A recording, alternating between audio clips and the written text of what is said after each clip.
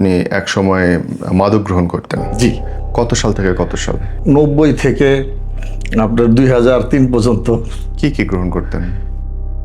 দিয়ে শুরু করি, পরে আস্তে আস্তে অন্য কেমিক্যালে চলে যায়, ডাইভার্ট হয়ে যায়। কতদিন না নিলে ভাই মনে হয় যে এই মানুষটা আর নিবে না?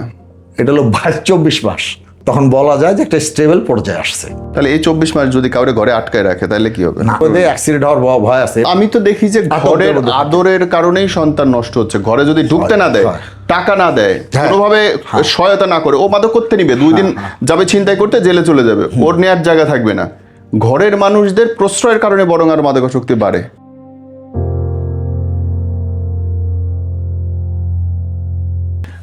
আপনি আমাকে বলছিলেন আপনি এক সময় মাদক গ্রহণ করতেন। জি। কত সাল থেকে কত সাল? এইটা আপনার গিয়া এই 90 থেকে আপনার 2003 পর্যন্ত। কি কি গ্রহণ করতেন? আমি একটা সময় আপনার পেয়ার প্রেসারে বন্ধুদের সাথে আড্ডা এবং করতে গিয়ে আমি এক সময় এই দিক দিয়ে শুরু করি, পরে আস্তে আস্তে অন্য কেমিক্যালে চলে যায়, ডাইভার্ট হয়ে যায়।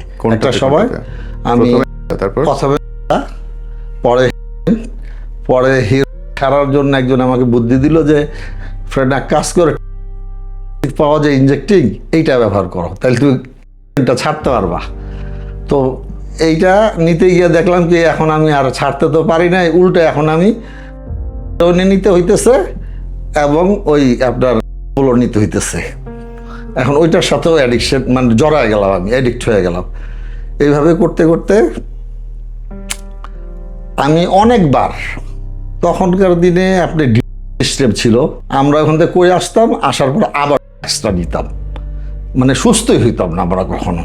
কেন হইতাম না মানে কি, ওইটা একটা অল্টারনেট, একটা সাবস্টিটিউটে সারার জন্য আর একটা সাবস্টিটিউট দেওয়া, বুঝছেন? যেমন আমার মনে করেন যে আমি অ্যাডিক্ট, আমার একটা অন্য ধরনের সাবস্টিটিউট দিয়ে দিল, 14 দিন রাখলো, চেহারাটা ফুলে গেল, স্বাস্থ্য ভালো হইলো, বাড়ির লোকজনের কাছে বুঝাই দিল যে ট্রিটমেন্ট হয়ে গেছে। আসলে এটা কোনো ট্রিটমেন্ট পদ্ধতি ছিল না। এরকমভাবে একাধিকবার সবগুলো বিফলে গেছে। পরে আমি একটা রিহ্যাব সেন্টারে ভর্তি হই এবং ওখান থেকে প্রোগ্রাম করে সুস্থ হই। কতদিন ছিলেন ওখানে ছিলাম প্রায় 5.5-7 মাসের মতন। 7 মাস? 7 মাস। আপনাদের এই যে অত্র এলাকায় ওইটা 7 মাস সংসার থেকে বাইরে। তখন কি আপনি বিবাহিত না? জি, বিবাহিত। আপনার বউ বাচ্চা কে চালাইছে? আমার শ্বশুর বাড়ির লোকজন চালাইছে। তখন আমার শ্বশুর বাড়িতে আমি আমার ওয়াইফরে এবং আমার একটা ছেলে আছিল রাইখা গেছিলাম। 7 মাস চিকিৎসা করার পরে আমি সুস্থ হয়ে বাড়িতে ফিরা গেলাম। যাওয়ার পরে আমাকে আমার শাশুড়ি এবং তারা বলল যে বাবা অনেক দিন তো আগেও কিছু করো নাই, এখন চিকিৎসা করছো, সুস্থ হইছো, এই বাচ্চা এবং তোমার বউরে তুমি নিয়ে যাও এবং তোমার জীবন শুরু করো। কিন্তু এখানে একটা ব্যাপার কি জানেন, আমি তো বন্দি অবস্থায় ট্রিটমেন্ট নিছি, আর আমি আগে যেটা করছি সেটা হলো রিলেটেড কর্মকাণ্ড। নেওয়ার পরে বিভিন্ন কর্মকাণ্ড আমি করতে পারছি, কিন্তু এখন ড্রাগ ছাড়াই যে বাস্তব ফেস করা, এটার বলে বাস্তব ফেস করা, এটা একটা কঠিন ব্যাপার আমার জন্য। এই আস্তে আস্তে আস্তে আস্তে করে আমি সুস্থ হইলাম। কিন্তু আমার একটা বড় প্রশ্ন আছে মুরব্বী, সেটা হচ্ছে জি, একজন মানুষ কেন আসলে আসক্ত হয়? আসক্ত হওয়ার অনেকগুলো কারণ আছে। যেরকম কারণ হলো পেয়ার প্রেশার, দলগত চাপ। একটা আছে জেনেটিক্যালি, সেটা কেমন? সেরকম জন্য আপনার বংশ পরম্পরা, আগে কিন্তু আমাদের অত্র অঞ্চলে আমের ব্যবহার ছিল। জি। কোটার মধ্যে থাকতো, খায়া দুধ খেতে। এটা আমি দেখছি অনেক বুড়া বুড়ি, আমার সময় আমি দেখছি অনেক অমুসলিম ট্রেডিশনে, রিলিজিয়নে ব্যবহার আছে, ঠিক আছে না? এই জেনেটিক্যালি আমাদের ভিতরে একটা ব্যাপার আছে, মানে কেভিংস ফিল করবো, আপনি নিতে হবে কোনো না কোনোভাবে। এক সময় দেখা গেলো যে একটা বংশ পরম্পরা একজন অ্যাডিক্ট হইতে পারে। পেয়ার প্রেশার, কৌতূহল থেকে নেয়। পেয়ার প্রেশার বন্ধু বান্ধবের প্রেশার থেকে হয়। তারপরে সম্বন্ধে না জানা, যেটা কতকর ক্ষতিকর জিনিস। আজকাল আমরা অনেক সময় দেখি কি, একটা ছেলে বিয়ে করাইতে যেতেছে একটা মেয়েরে, ওই মেয়েটার গার্ডিয়ানরা বা আত্মীয় স্বজনরা কেউ না কেউ জানে, বলাইতেছে এই ছেলে নেশা টিশা করে, কয় একটু করে বিয়ে শাদী করাই দিলে ভালো হয়ে যাবে। আসলটা কিন্তু এই ব্যাপারটা এরকম না, একটা ভয়ানক ব্যাপার। তারপরে মনে করেন গিয়ে আমি চিকিৎসা নেওয়ার পরে চিন্তা করলাম যে এইভাবে আমি পারতেছি না স্ট্রাগল করতে। সুস্থতার দিকে আমার যখন আমি সুস্থ হয়ে বের হই, আমি থাকি মিরপুরে তখন এই একটা রিকভারি সার্কেলের টাচে থাকতে হবে, নাহলে একটা সেন্টার টাচে থাকতে হবে। আমি চলে গেলাম গিয়ে উত্তরা গিয়া অ্যাট এ টাইম 7 বছর একটা সেন্টারে সময় দিছি আমি 7 বছর মিরপুর থেকে গিয়া ওইখানে আরও প্র্যাকটিস করছি কীভাবে ভালো থাকা যায়, জানাশোনা করছি, তাদের মাধ্যমে বিভিন্ন জায়গায় প্রোগ্রামে গেছি, আপনার এটা এগুলো গিয়ে আপনার ট্রেনিং প্রোগ্রামগুলো করছি, নিজের স্কিল ডেভেলপ করছি। এভাবে দীর্ঘদিন করার পরে আমি আমার এলাকায় আসছি। এলাকায় আসার পর তখন এই যে 7 বছর এখানে থাকলেন, তখন আপনার বাচ্চারা আপনার কাছে, বউ বাচ্চা? হ্যাঁ, বউ বাচ্চা আমার কাছে। তখন আপনি কাজ শুরু করছেন অলরেডি? জি। ওকে, জি। এখন আমি যে এখানে আসলাম, আইসা বিভিন্ন সেন্টারে টাচ পাইলাম, যেখানে আবার নতুন সেন্টার হয়েছে, ছেলেরা সুস্থ হইতেছে, ভালো হইতেছে। এটা মনোযোগ দিয়ে আমি অনবরত এইটার টাচে ছিলাম। আমাকে আরেকটা প্রশ্ন আছে, আমি থামাচ্ছি, সরি। সেটা হচ্ছে, মানুষ যারা সাধারণত নেশা করে তারা বেকার থাকে বা কাজ করে না, খুব কম আলসিয়ার মতো পড়ে থাকে। জি। এবং এই আলস্যপনা থেকে তাহলে সে টাকা পায় কোথায়? এত টাকা, বিকজ নেশা করতে তো অনেক টাকা লাগে। জি, এটা একটু আমাকে বলবেন। এখন ঘটনাকে ম্যান টু ম্যান ভেরি করে টাকার সোর্স। যারা মনে করে কেউ বাসা ভাড়া দিয়া খাইতেছে, কার বিজনেস আছে, শুরুটা করে কোটি টাকা দিয়া। এই যে আজকে রাস্তায় যে ছেলেটা ঘুরে বেড়াইতেছে, আপনি একজন অ্যাডিক্ট হিসাবে তুচ্ছ তাচ্ছিল্য করতেছেন, দেখলে চোর ভাবতেছেন। ওর যদি আপনার ব্যাগ দেখেন, 5টা দেখেন, দেখবেন ও একটা সেরকম ভালো ফ্যামিলিতে বিলং করতো। কিন্তু আজকে এই অ্যাডিকশনের কারণে কিন্তু সে রাস্তা নেমে আসছে। তো একটা পর্যায়ে আমরা বলি যে শুরুটা করে অনেক কিছু দিয়াই, কিন্তু লাস্ট পর্যন্ত পায়ের স্যান্ডেলও থাকে না, জীবন নিয়েই টালাটালি। যখন ধরেন তার কিছুই নাই, তারপরেও সে তাহলে করতেছে কোত্থেকে, টাকা পায় কয়? এখন ঘটনা হয়েছে কি, দেখবেন এর পতনটা, যখন টাকাটা নাই তখন ইলিগেল জড়িত হইতেছে। আপনার কাছে যখন টাকা আছে, আপনি 2-3 জনে নিয়ে খাবেন, আবার যখন আপনার কাছে থাকবে না, তখন আপনার যে অ্যাডিক্ট বন্ধুরা আছে, দেখবেন সব জায়গায় দেখবেন একটু গেট টুগেদার থাকে। ও যারা দেখবেন পলিথিনের মধ্যে আপনার সলিউশন নিতেছে, ওদের দেখবেন গেট টুগেদার থাকে, ওদের মধ্যে একটা প্যাক থাকে যে একজন না হলে আরেকজন একটু শেয়ার করে, ঠিক আছে। আর ইলিগেল তো এটা আছে, এটা যেভাবে পারে। এইটার ব্যাপারে আমি একটু কথা বলতে চাই, যদি আপনি অনুভূতি দ্বারা অভয় দেন। মানে আমি বাংলাদেশে এডিক্টের সংখ্যা 80 লাখের উপরে, সরকারি গবেষণায় 70-এর উপরে। জি, 80 লাখের উপরে।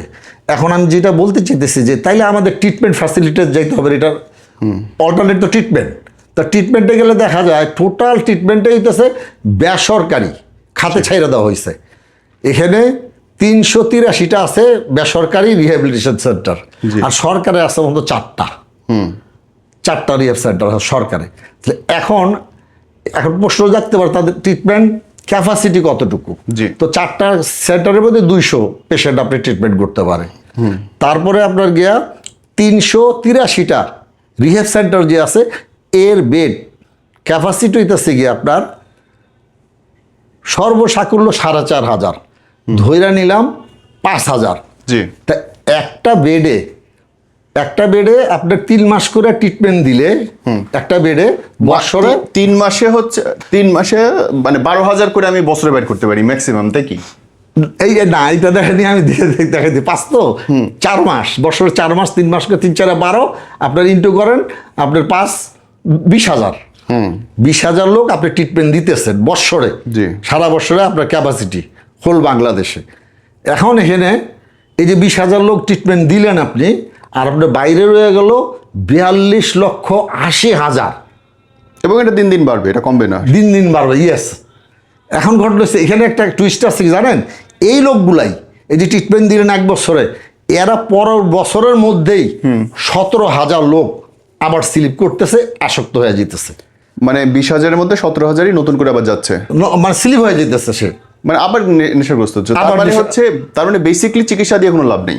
এই যে ধরতে পারছেন জায়গাটা, যেই আমি এখানে বলতেছি যে এই ট্রিটমেন্ট মডেলটারে চেঞ্জ করতে হবে।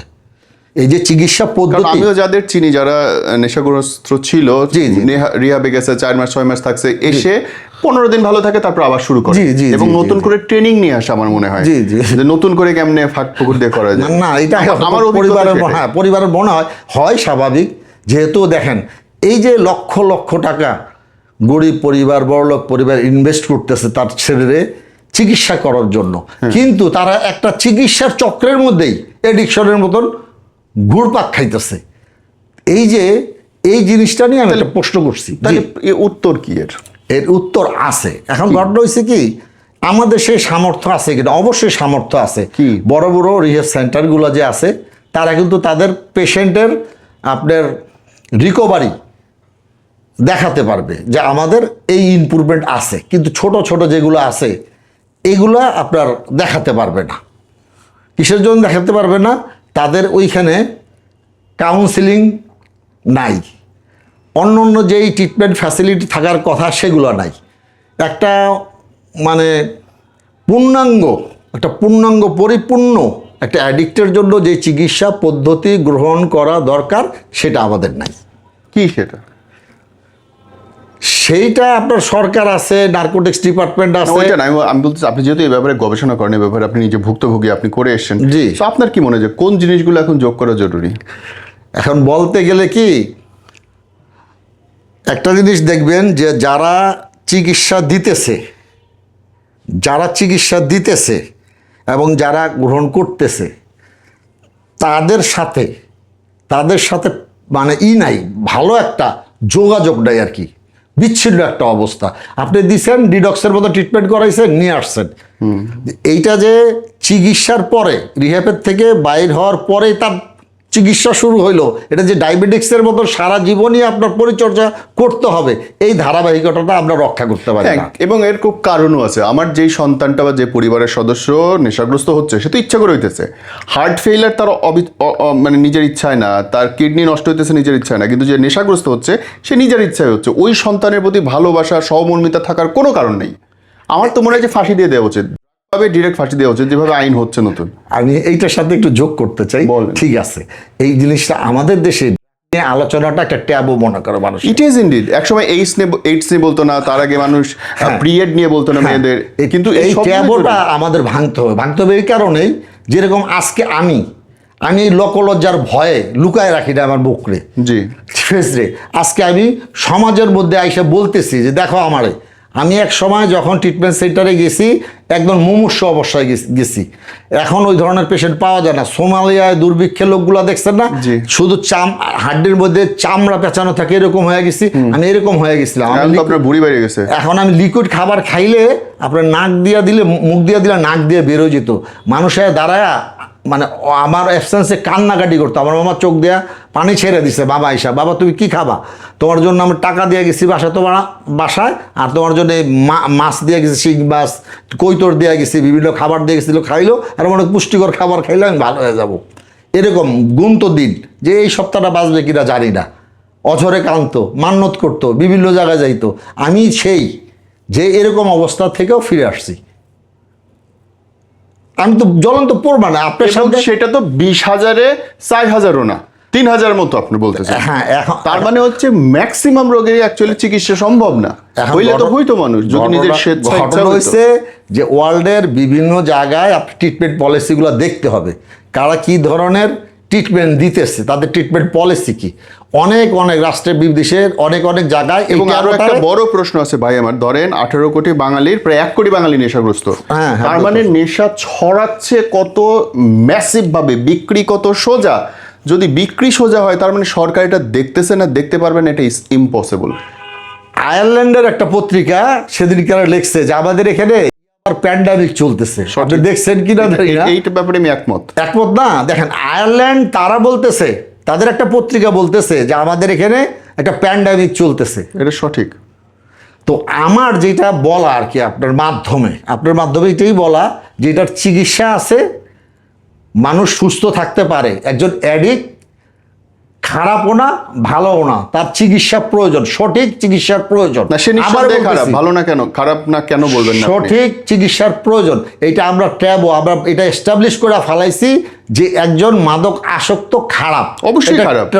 আমি বলি কেন খারাপ? যখন আপনি জাতিসংঘ বলতেছে, জাতিসংঘ তো বলতেছে 14 বছরের জায়েজ আছে, ইয়ে করতে পারবে, সরকার হতে পারবে। কই আমি তো সেটা মানতেছি না। আমাদের দেশে আমি আপনাদের ছোট জাতিসংঘ সবকিছু বললে তো হবে না। ঠিক আছে, তা আমাদের এখানে যদি আপনি এটা অসুস্থ না হয়, আপনার কাছে আমি একটা প্রশ্ন রাখি, তাহলে এই ট্রিটমেন্ট সেন্টারগুলো দিচ্ছেন কিসের জন্য? ট্রিটমেন্ট সেন্টারগুলো একটা চেষ্টা, ট্রিটমেন্ট সেন্টার সলিউশন না, একটা প্রচেষ্টা, একটা ধারা, যে তুমি এর ভেতর দিয়ে গেলে হয়তো সুস্থ হবে। সুন্দর বলছেন, সুন্দর বলছেন, কিন্তু এই ধারাটারে যদি আরেকটু মডিফাই করা যায়, মডিফাই করা যায়, অবশ্যই অবশ্যই, তাইলে আপনি আউটপুটটা আরো ভালো পাবেন। একমত, এই ব্যাপারে আমি আপনার সঙ্গে একমত। কিন্তু এইটাও আমি অস্বীকার করি যে আপনি যদি বলেন খারাপ না, আমি এটার সঙ্গে দ্বিমত পোষণ করি। আমি মনে করি অবশ্যই তারা খারাপ।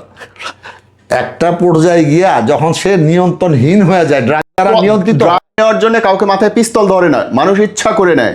যদি কোনো ইচ্ছা করে নেয় তাহলে সেটা দায়ভার সম্পূর্ণ। এইটা যারা এইটা এরকম ভাবে মনে করে, কিন্তু কিছু কিছু ব্যাপার আছে। আপনাকে যখন আপনাকে যখন খাওয়া শুরু করছে, আপনাকে গলায় তুই না খালি মারি ফেলবো, এখন দেখতেছে আবার আমার ফ্রেন্ড সার্কেলে, আমার মহল্লায়, আমার এলাকায়, আমি মিশলাম না ফ্রেন্ড সার্কেলে, ওইটাই তো আমি অ্যাভয়েড করতে পারেন অনেক ছেলে। মানে তার মানে এইটাই হচ্ছে, মানুষ নেয় কমপ্লিটলি নিজের ইচ্ছা। আর কমপ্লিটলি নিজের ইচ্ছা কেউ খারাপ করলে, সরি ফর মাই ল্যাঙ্গুয়েজ, আমি খারাপ করলে আমিও খারাপ। এটা ভালো বলার কোনো জায়গা নাই যে মাদকাসক্ত খারাপ না, মাদকাসক্ত ভালো। সরি, এখন ভালোর কথা বলতেছি না, আমি তো ভালো তো অবশ্যই বলি না। আপনি বললেন যে ভালো না খারাপ না, ইম্পসিবল। আগে তারা খারাপ, চিকিৎসা যদি দেওয়া হয় সেই খারাপ অবস্থার থেকে আপনি কারে দিবেন? সঠিক, আগে আপনাকে খারাপ আইডেন্টিফাই করতে হবে। Those people are bad, let them come on the light, সম্ভব হয়। জি, আমি একটা কথা বলি, আমি আমার বাচ্চারে স্কুলে দিছি, জি, আমার বাচ্চাটার স্কুলে দিছি, দেওয়ার পরে রেজাল্ট খারাপ করছে, তা আমার ডাইকে নিছে, নেওয়ার পর আমরা বললো যে দিস এন্ড দ্যাট, আপনার ছেলের একটু যদি ইংলিশটা ভালো না, আমাদের এখানে একটু দেন, কোচিং আছে, ও ভালো করবে। অঙ্কে খারাপ করছে, একজন অঙ্কের টিচার রেখে দিয়ে আপনি একটা খারাপ ছেলের ব্যাপারে, যে ফেল করতেছে তার ব্যাপারে কিন্তু আমরা এক্সট্রা টেক কেয়ার নেওয়ার জন্য বলতেছে, এবং আমরা নেইও। কিন্তু মাদক আসক্তর ব্যাপারে জিনিসটা জানতে হবে, এটা diabetics, one kinds of diabetics, এটা সারা জীবনের জন্য আপনার পরিচর্যা করতে হবে। তো এখন আমাদের দেশে একটা জিনিস আছে যে নতুন অ্যাডিক্টদের সাথে এই পুরানো অ্যাডিক্টদেরকে একই ট্রিটমেন্ট দেওয়া হইতেছে। ওকে, একই ট্রিটমেন্ট, কিন্তু সাবস্টেন্স তো ডিফারেন্ট, একটা প্রোডাক্ট তো আলাদা আলাদা আলাদা আলাদা। তার জন্য ট্রিটমেন্ট মডেলটা তো অন্য হওয়া উচিত ছিল। কিন্তু এর জন্য তো ট্রিটমেন্ট বলেও তো আসলে কিছু নেই। মূল জিনিস তো আমার নিজের কাছে, যে আমি সিদ্ধান্ত গ্রহণ করলাম আমি নিব না, এর বাইরে তো আসলে ট্রিটমেন্ট নেই। নিবে না, ঠিক আছে, কিন্তু এর জন্য তো সাহায্যকারী দরকার। নেওয়ার পরে যখন আপনি অ্যাডিক্ট হয়ে গেছেন, তার তো আপনাকে সাহায্যকারী একটা দরকার। কতদিন না নিলে ভাই মনে হয় যে এই মানুষটা আর নিবে না? এটা হলো 24 মাস পরে তখন বলা যায় যে একটা স্টেবল পর্যায়ে আসছে। তাহলে এই 24 মাস যদি কাউরে ঘরে আটকায় রাখে তাহলে কি হবে? না, তাইলে এই বাংলাদেশের প্রেক্ষাপটে এটা চিন্তা করেই তো 6 মাস আর 3 মাসের একটা মানে ট্রিটমেন্ট ব্যবস্থা চালু করছে। মানে যদি আটকায় রাখে, যে ধরেন হাত পা বাইদে রেখে দিল, না, এটার মধ্যে অ্যাক্সিডেন্ট হওয়ার ভয় আছে। এরকম একটা ঘটনা, আমরা তো রিহ্যাব সেন্টার রিলেটেড অনেক পেশেন্ট আমাদের হাত দিয়ে আমরা করছি। তো এরকম মা এবং ওয়াইফ, তার একমাত্র ছেলে, আমাদের এখানে শেয়ারপাড়া বাড়ি। তো এরকম অনেক ট্রিটমেন্ট করছে, ঝামেলা গেছে, তখন একদিন সিদ্ধান্ত নিয়ে ফেলাইছে। আমরাও দেখছি যে বন্দি করে থেয়া দেয়, তোরাই খেয়ে দেন। তো ওই ছেলেটারে করছে কি, ওর মা এবং ওয়াইফ ঘরে ঢুকছে আর সিটকি লাগাই দিছে মতনে। অনেকদিন আগের ঘটনা শুনছি যে কীভাবে মারা গেছে। পরে ছেলে করছে কি, রাত্রে অনেক কান্নাকাটি করছে, বাবা এইভাবে হবে না, তুই ব্যাপারে বাঁচাও। ওর বন্ধুদের হেল্প চাইছে, বন্ধুরাও আসছে, ওদেরকে তুচ্ছ তাচ্ছিল্য করে খেদায় দিছে।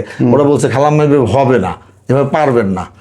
ও ওইভাবে রাত্রে সারা রাত তারা নামাজ রোজা করছে, দোয়া খেরাত করছে ওর জন্য। বড়াই করছি, সকালে যখন ডাক দিছে যে বউ একটু দেখো কি অবস্থা, দেখে খুইলা যে শক্ত হয়ে মারা গেছে। মানে ইয়েতে পড়ে, ফ্লোরে পড়ে না, না এমনি নর্মালি। তাহলে তো আল্লাহ বরং দোয়া কবুল করছে। কারণ যে নেশাগ্রস্ত ছেলে থাকলে বাসায় এটা বিক্রি করবে, ভাঙচুর করবে, ছিনতাই করবে, মারবে, এবং ফেলাইছে কদিন আগে আদালতে দেখলাম। পরিবারগুলো কিরকম হয়ে যায়, ওরা কো-অ্যাডিক্ট হয়ে যায়। একটা পরিবার একটা মাদক আসক্ত থাকলে পুরো পরিবার শেষ। মানে দেখেন, ও যখন বাইরে থাকতেছে তখন ওই দায়বদ্ধ সম্পর্কের কারণে তার জন্য দুশ্চিন্তা করতেছে। আবার যখন ঘরে আসতেছে সে, তার জন্য আতঙ্ক হয়ে যেতেছে, এখন কোনটা করে ভাঙবো না নিবো, খায় আইছে না কি করছে। আবার বাইরে গেলে করে দুশ্চিন্তা, ঘরে আসলে হয়ে যায় আবার। এবং আমি তো দেখি যে ঘরের আদরের কারণেই সন্তান নষ্ট হচ্ছে। ঘরে যদি ঢুকতে না দেয়, টাকা না দেয়, কোনোভাবে সহায়তা না করে, ও মাদক করতে নিবে, 2 দিন যাবে ছিনতাই করতে, জেলে চলে যাবে, ওর নেয়ার জায়গা থাকবে না। ঘরের মানুষদের প্রশ্রয়ের কারণে বরং আর মাদকাসক্তি বাড়ে অনেক ক্ষেত্রে। অধিকাংশ সময় মার আদরের সন্তান, একমাত্র ছেলে, কিছু কইতে পারতেছে না, এই যে দায়বদ্ধ পারিবারিক সম্পর্ক, শাসন নাই, তো ঠিক আছে, জি, তারা জি, খাইতেছে। জি জি জি জি। এই নিয়ে ব্রাদার লাস্টে যদি আপনার কিছু বলার থাকে। আমি বলতে চাইতেছি এটাই যে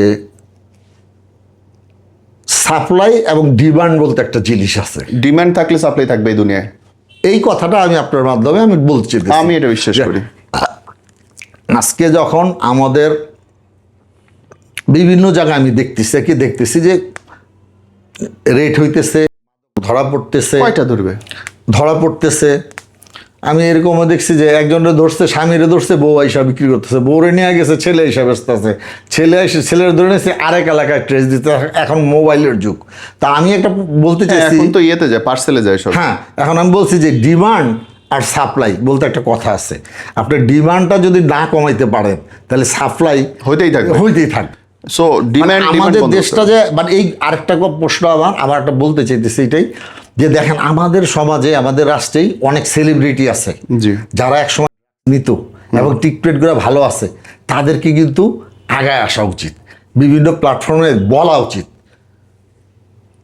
আইসা যে দেখো আমি উদ্বুদ্ধ করার জন্য যে আমি একসময় অসুস্থ ছিলাম, আমার পরিবার সাফার করছে। এটা যেমন আমি মনে করি সরকারের এখানে অনেক দ্বিচারিতা আছে। অবশ্যই আপনি বলতেছেন সিগারেট খারাপ, সিগারেট নেশা, অথচ বাংলাদেশ সরকারের সবচেয়ে আয়ের বড় অংশ সিগারেট। জি জি জি জি। তাহলে তুমি সিগারেট বন্ধ করতেছো না কেন? সিগারেট উৎপাদন বন্ধ করতেছো না কেন? তুমি বাংলাদেশ সরকার সিগারেট থেকে টাকা নিবে, আবার বলবে সিগারেট খাওয়া খারাপ, মদ খাওয়া খারাপ। এটা কি ধরনের অনৈতিকতা? সেইটাই। তুই বন্ধ করো বাবা, কেউ খাবে না, আজকে থেকে সব বন্ধ। জি। তা করবে না, কিন্তু সরকার ঠিকই টাকা নিবে। জি। আমি তো মনে করি সিগারেটের বিজ্ঞাপনও করতে দেওয়া উচিত। হয় যদি সরকারের ইনকামের দরকার থাকে, তাহলে একটা সাধারণ মানুষের ইনকামের কেন দরকার নেই? পোস্টার টানানো উচিত, অমুক সিগারেট ভালো, অমুক সিগারেট ভালো। শুধু সরকার টাকা ইনকাম করবে, সাধারণ মানুষ টাকা ইনকাম করবে, এটা কি ধরনের অনৈতিকতা? এটা উচিত না। দেখবেন যে ছেলেটা ধর্মীয় অনুশাসনে থাকতেছে, ও কিন্তু দেখ স্মোক তো দূরের কথা, নারকোটিক্স তারা আবার অন্য নেশায় যাচ্ছে। যারা ধর্মীয় অনুশাসন আছে তারা আবার খুব এখন আলোচনা আসতেছে, ভিডিও অডিও সহ আসতেছে। সো নেশা কোনো কিছু দিয়েই কাটানো সম্ভব না যদি না সে নিজে সিদ্ধান্ত নেয়। আমি করবো না, অবশ্যই ব্যক্তিগত অবশ্যই সিদ্ধান্ত নিতে হবে, এবং অবশ্যই এখানে রাষ্ট্রের দায়বদ্ধতা আছে। রাষ্ট্রের দায়বদ্ধতা, রাষ্ট্র যদি অনেক বেশি কঠিন হইতে পারে, আগুনের মতো শক্ত হইতে পারে যে নেশা মানেই তোর খালাস। এখন অনেকে বলবে সৌদি আইনের কথা, সৌদি আইনে ফাঁসি দেয়, সৌদি আরব নেশা পাইলে কাইতে ফেলে, অথচ পৃথিবীতে সবচেয়ে বেশি দামি মদ বিক্রি হয় সৌদি আরবে। সো ধর্ম দিয়ে কোনোদিন বিচার করা যাবে না, এটা সরকার ব্যবস্থা দিয়ে বিচার করতে হবে। হয় তুমি নেশা সবার জন্য ছাড়া দাও, গাঁজা যেমন অনেক দেশে লিগাল ছাড়া দাও, যে ইচ্ছে খাক, মদ যে ইচ্ছে খাক, ফাইন, অথবা তুমি কন্ট্রোল করো। আমি দড়ি মাছ নাচুই পানি মানে মানে গায়ের ইজ্জত ছাইরা মাথায় গোমটা দিয়ে বসে আছি। খুব অন্যায়, এগুলো খুব অন্যায়। Anyway brother, thank you so much, it good to talk to you. আমি নেশার খুব বিপক্ষে, এবং আমি আমার পরিবার আশেপাশে অনেক মানুষকে নেশা করতে দেখি, এবং আমি মনে করি যে জিনিসটা অনুচিত। আপনার মাধ্যমে যে আমি কথা বলতে সুযোগ পাইছি, এর জন্য আপনার প্রতি, আপনার টিমের প্রতি আমি কৃতজ্ঞ প্রকাশ করি। মাদককে না বলুন, এবং যারা অসুস্থ আছে তাদেরকে চিকিৎসার আওতায় নিয়ে আসুন। এবং সরকারকে উচিত বাধ্য করা, জি জি জি, যে একবার মাদক টেস্টে ধরা পড়বে, এবং ভয়ঙ্কর লাগে সত্য, বলেন প্রশাসন বলেন, আইন শৃঙ্খলা রক্ষাকারী বাহিনী বলেন, ইভেন কি ডাক্তার বলেন, এত পরিমাণে মাদকাসক্ত। আমি মনে করি যে প্রতি 7 দিনে একবার করে টেস্ট করা উচিত, এবং টেস্ট করানো উচিত বিদেশি কোনো থার্ড পার্টি দিয়ে। বাংলাদেশে কাউকে দিলে ওই রিপোর্ট জীবনেও সঠিক আসবে না। সো তাইলে আসলে বোঝা যাবে কতটা ভয়ঙ্কর অবস্থায় আছে। বাস, থ্যাংক ইউ সো মাচ, আসসালামু আলাইকুম।